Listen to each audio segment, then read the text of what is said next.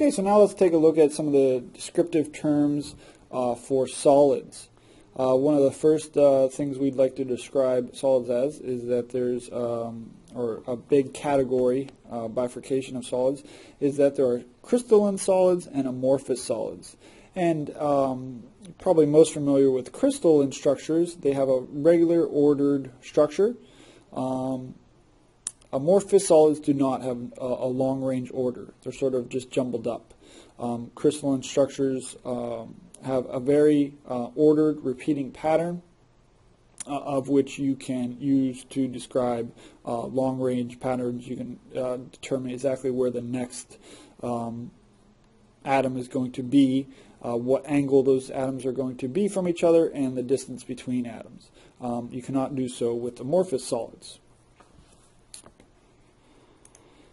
How do we figure out information about solids? One of the most popular ways is X-ray crystallography.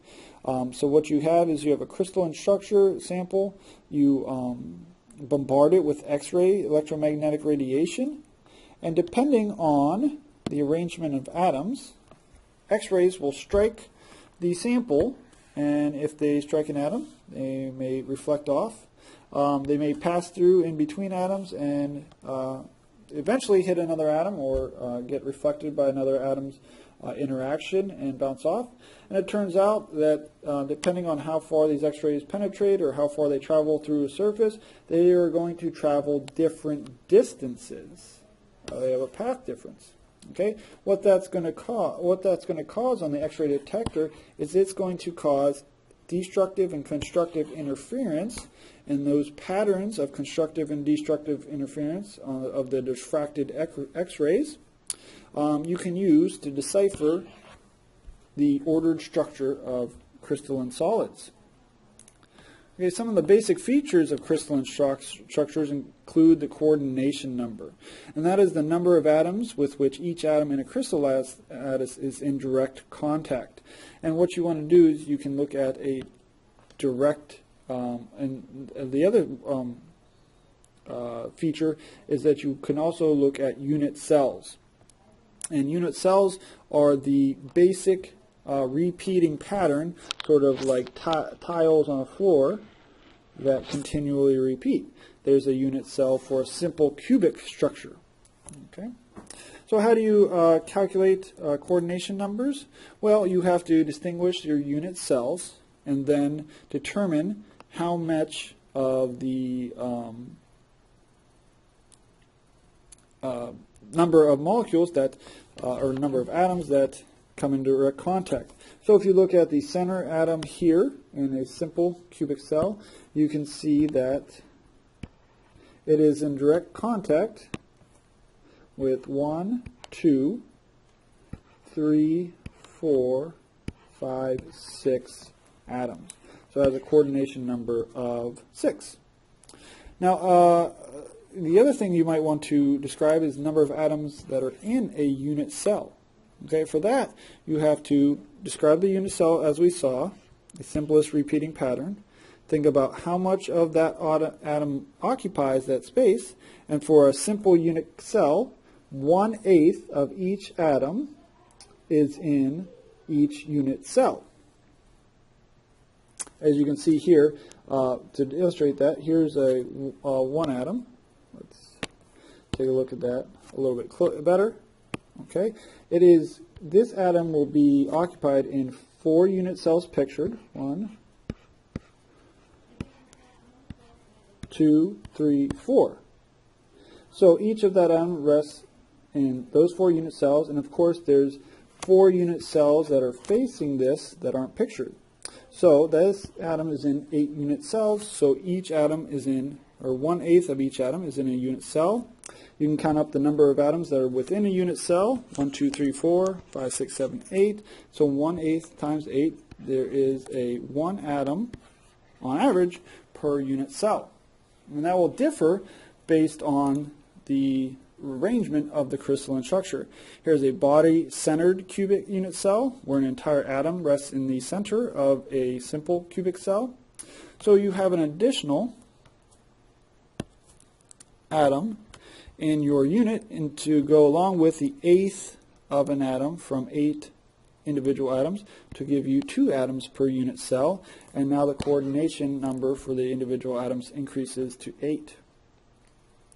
If we take a look at the face center cubed unit cell, where you have another atom sort of straddling the face of a unit cell, occupying 1/2 of its atom in one unit cell and 1/2 in another. If you slice that up, it looks something like that. So you have 1/8 of each atom on the corners, plus you have half an atom at each of the faces, and there are 6 faces on a cube. So 1/8 times 8 plus 1/2 times 6 gives you a unit cell of 4 atoms per unit cell. And now the coordination number increases to 12 for face-centered cubic unit cells. Okay.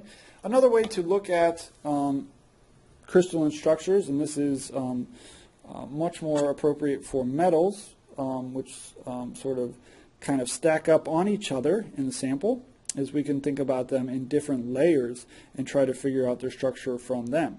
So you can have for a simple cubic unit cell, they would just pile up straight on top of each other.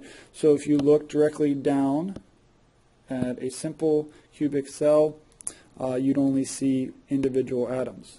If they layer on a closest packed structure, meaning atoms come in and fill this void in between atoms, you'll see 2 distinct layers in a closest packed structure. What this does is it creates a hexagonal closest packing structure, and the unit cell looks like this. One of the new features of closest packing structures is that the angles between atoms can differ in a unit cell.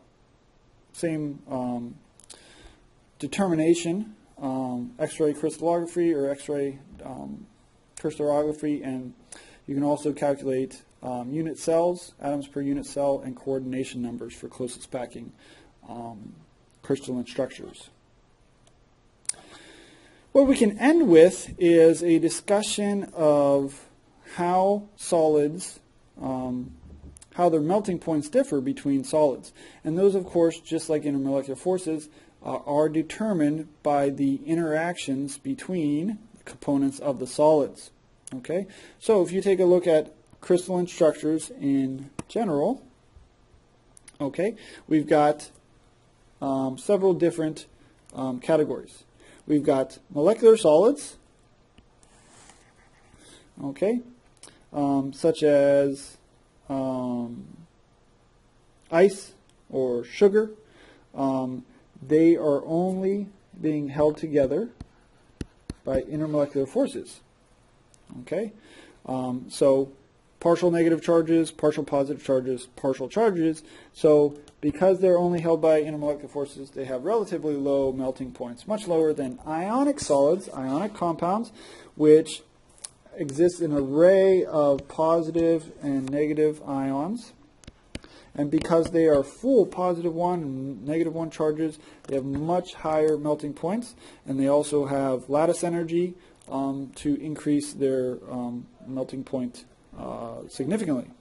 Okay. Now, if we look at individual atoms,